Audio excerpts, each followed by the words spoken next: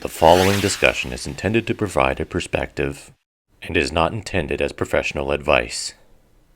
These are merely things I have found useful. Please consult a healthcare professional for advice on proceeding.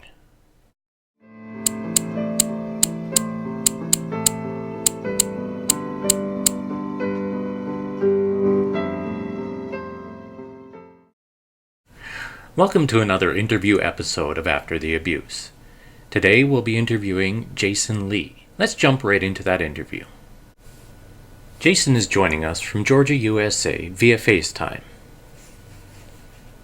Jason, thank you for joining us. I'm glad to be here. Thanks for the invitation.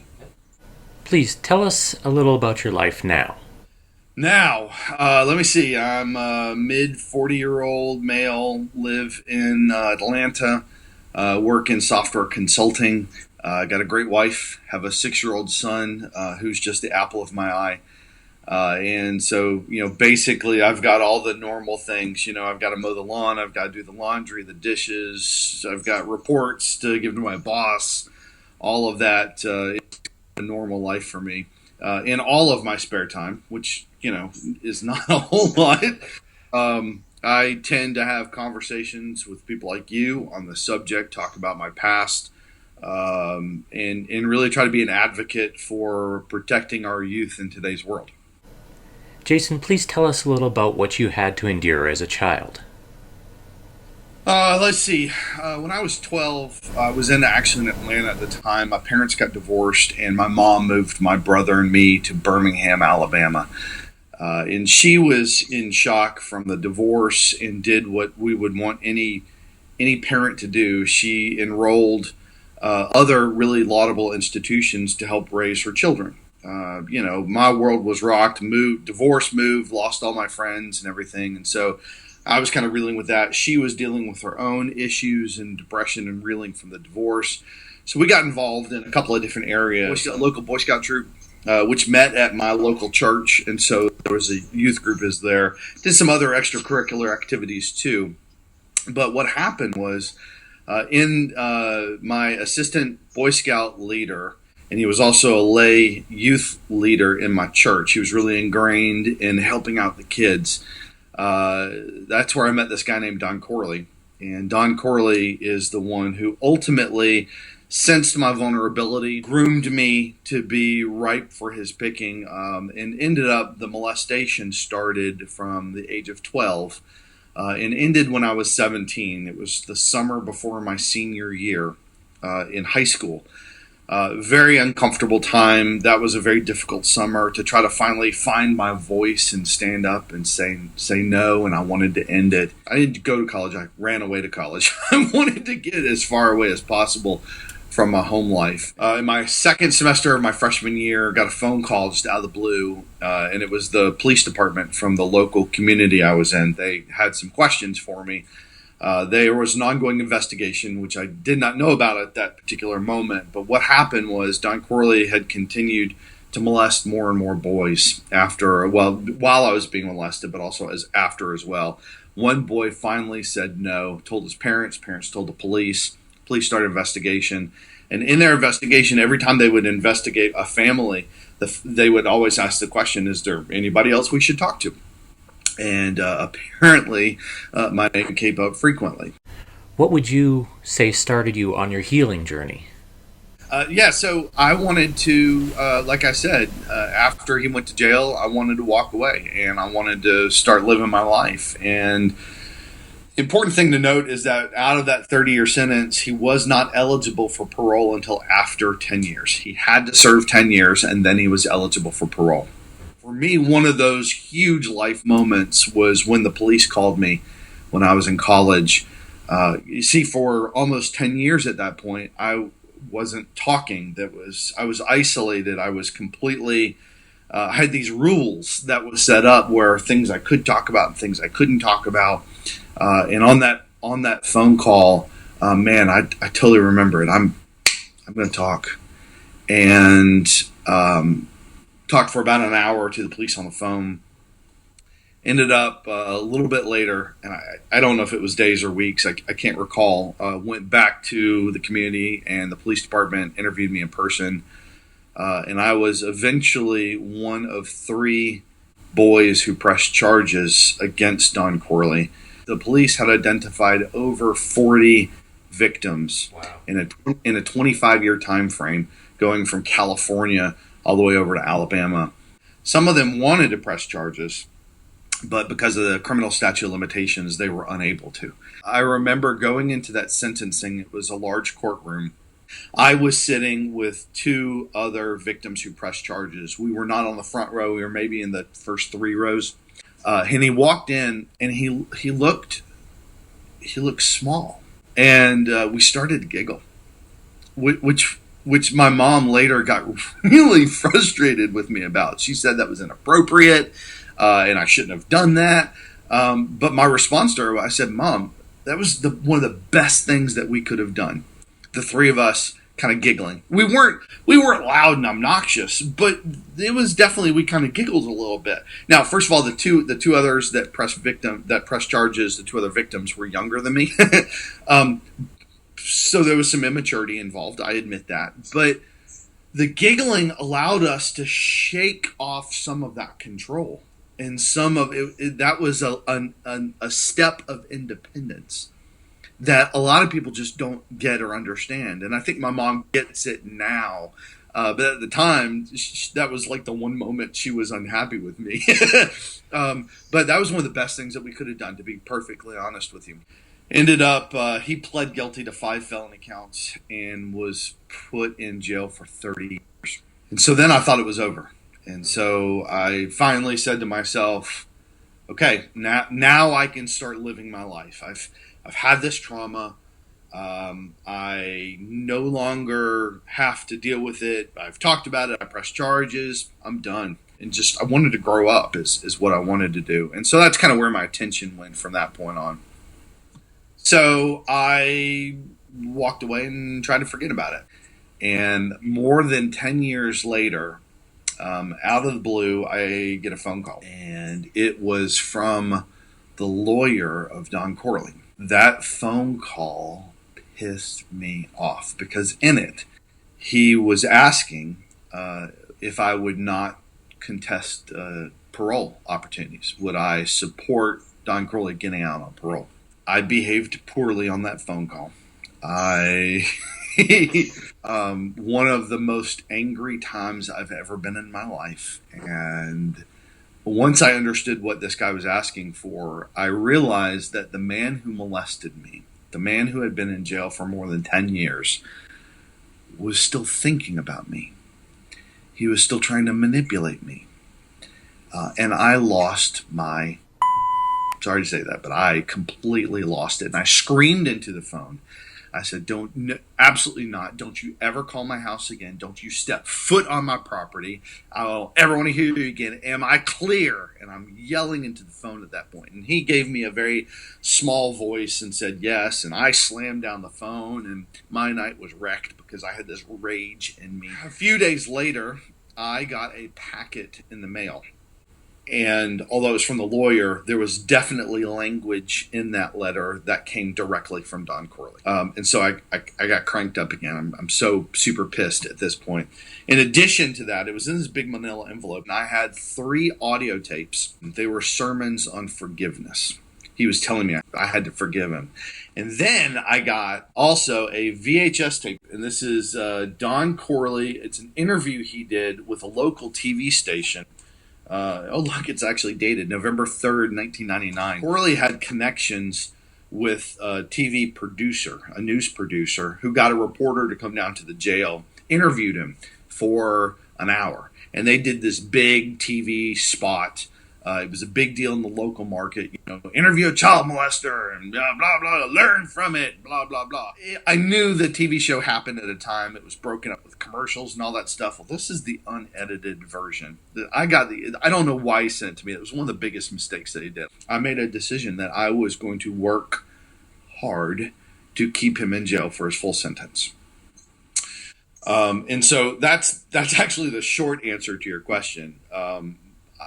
My molester picked at me after more than 10 years in jail and was trying to still manipulate me. The idea that I was formulating was something that I never thought anyone had done before. And my mission statement that we had come up with was a 30-year sentence should be 30 years served. And I shortened that to 30 is 30.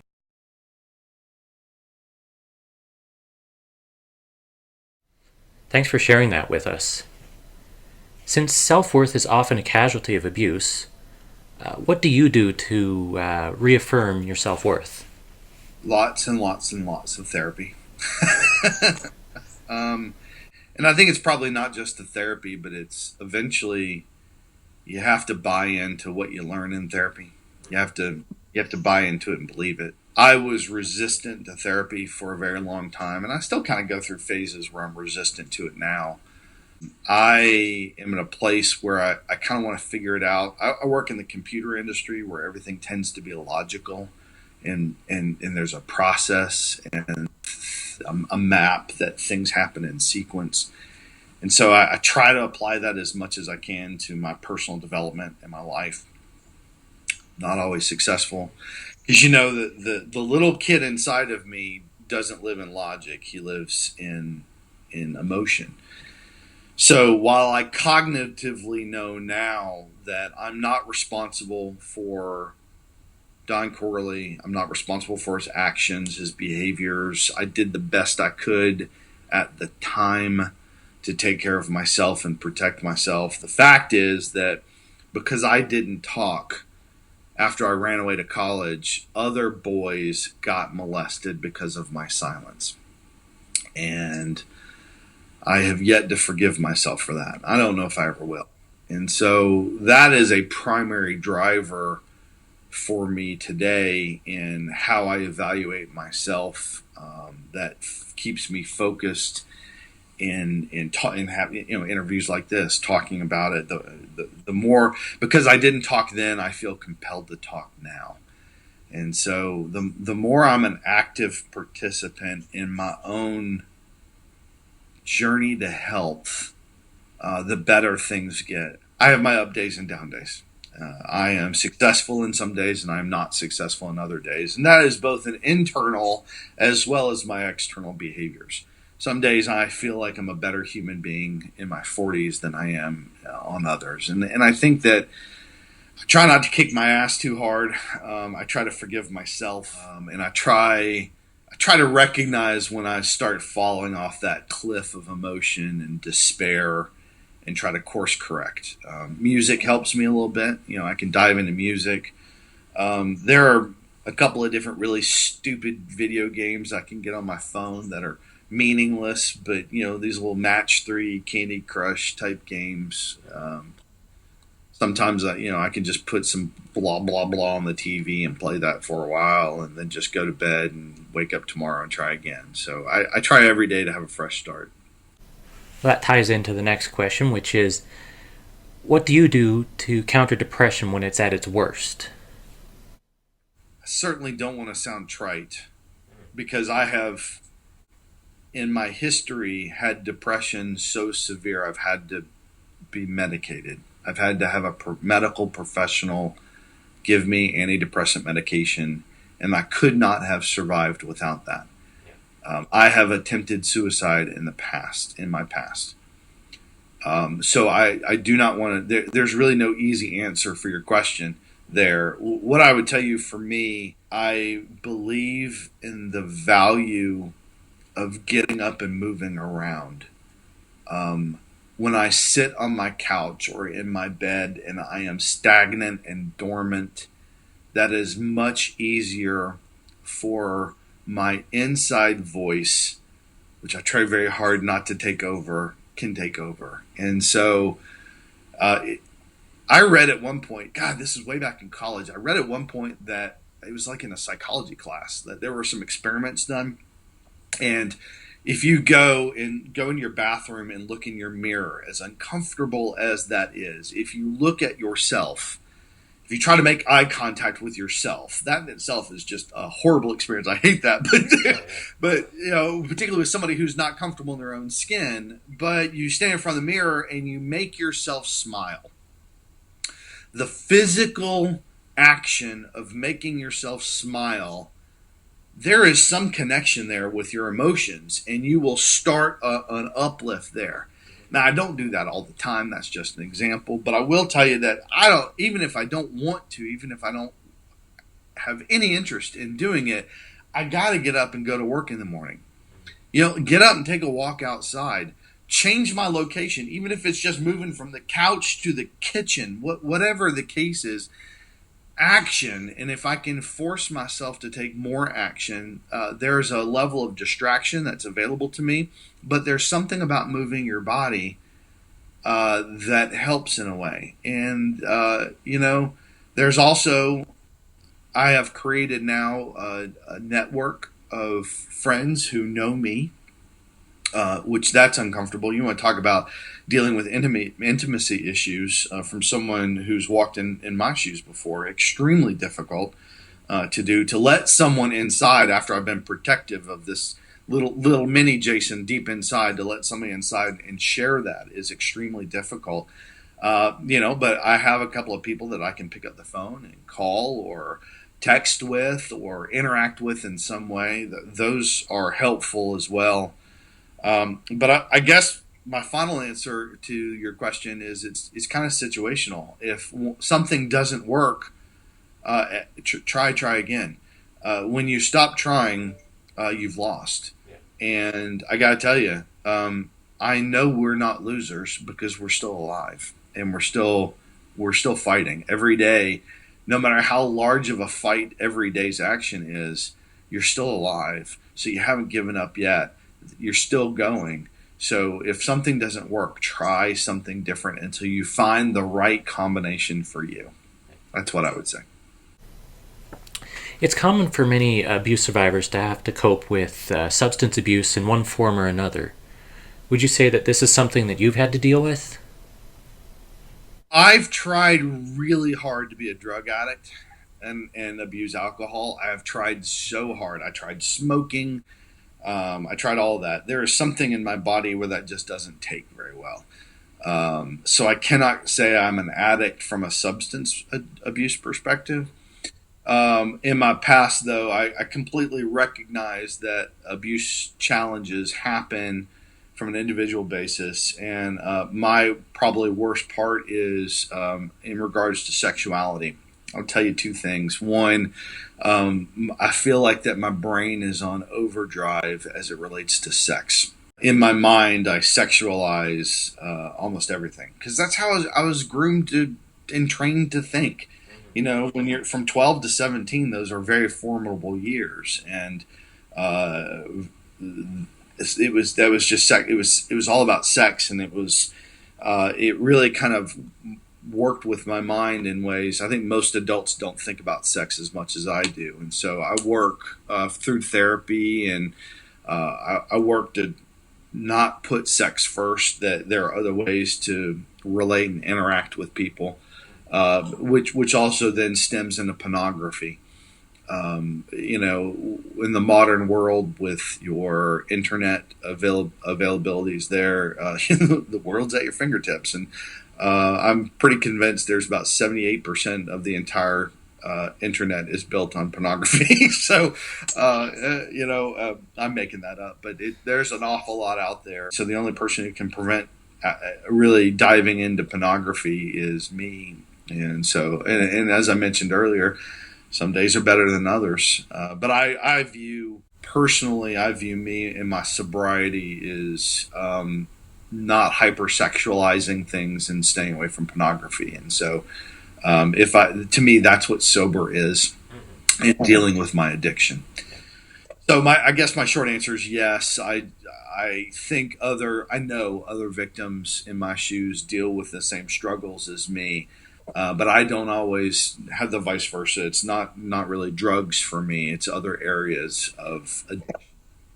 So what would you say to someone who's just starting on their healing journey? Talk as much as you can. because you're not ready for it. You're very uncomfortable when you talk. There's so many emotions that you have now, and that you're not currently even in touch with yet. And so consider it a muscle that you need to develop. It's going to be uncomfortable. It's going to be painful. You'll have a reaction to talking, but just force yourself to talk. And if you can get some safe spaces and start talking in a therapy setting where you're professionally supported, all the better. But if you don't have that available to you, hell, go in the woods and talk to a tree. Really, just start talking. Take some action in that standpoint. That will help you grow, bloom, become who you can be. Because the more you talk, the more you're going to talk. Once you start that snowball running downhill, it's not going to stop.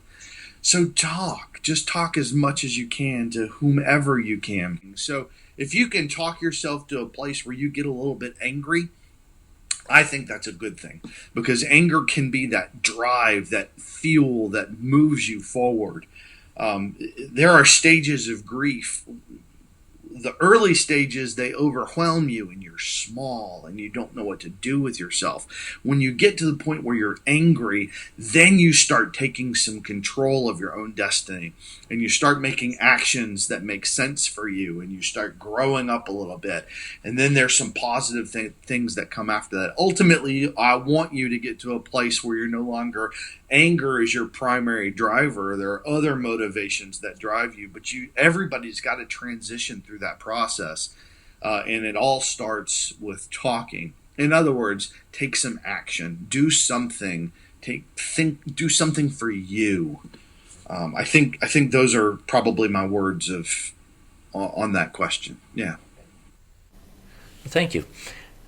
As a society and as individuals, what do you think we can do to protect children now? I have two answers. I think at the organizational level, churches, youth-oriented organizations, United Way, Boys Club, Girls Club, Scouts, whatever it is. I think it's time for all the organizations to commit money, resources, time to better permeate in their culture youth protection, safe places for kids. Whatever boundaries and rules and procedures they have in place, it's not enough. And I think that we, the general public, should pressure all of these organizations to do more, to be more.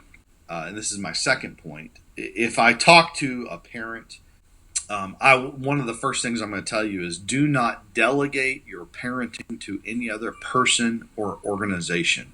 Do not, however, hold your child back. There are lots of great organizations out there that provide wonderful, growing experiences and opportunities for your kids. Don't be overprotective.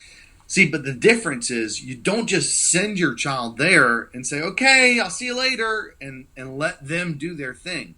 This is your child. You walk with your child, participate with your child, be an adult volunteer. As inconvenient as it may be with your schedule, as much as you'd rather be on social media and spend your time doing something personally for you, that's not okay. I will tell any parent that if your child's involved, then you get involved too. You know what's going on. You, as an adult, ask, what are your policies and procedures? What is your training plan?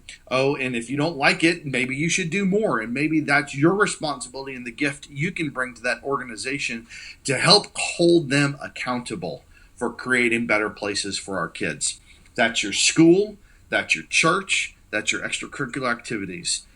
Being a parent doesn't just happen through changing diapers and that's it. It is much more involved than that. You have to stay involved as a parent. And that is the number one thing, absolute number one thing that we can do to help our kids stay protected. If you see something, start asking some questions. Trust your internal radar. If something doesn't feel right, take some action against it. Report it, whether it's to the authorities themselves, to the head of the organization you're in. Don't keep it to yourself. Don't let it go. Never should there be a place where your child is left alone with one adult for any period of time. The Boy Scouts in particular, they've got a policy called 2 deep leadership. There's always now 2 adults interacting with the kids at once. It's called different things. Most organizations have adopted this policy now. It's just a safety net. It protects you as a volunteer. It protects the organization. It protects the child. So never allow a situation or tolerate a situation or put yourself in a situation where you're alone with a child just one-on-one. Should never be that way. So don't do that. Jason, thank you so much for sharing with us. I appreciate the opportunity. The more we talk about this topic, the more we demystify it, the less uncomfortable it becomes. Thank you. Thank you again, Jason, for sharing with us. You have a passion that comes through and will no doubt inspire others to action. That's all for this episode. Next week's episode will deal with playing the shame-blame game. Have a good day and take care of yourselves. If you're looking for resources on helping yourself or someone else who has gone through abuse, you can visit rain.org. Or, for resources specifically for men, go to oneinsix.org. If you're struggling with thoughts of suicide, please call one of the numbers in your area on the screen.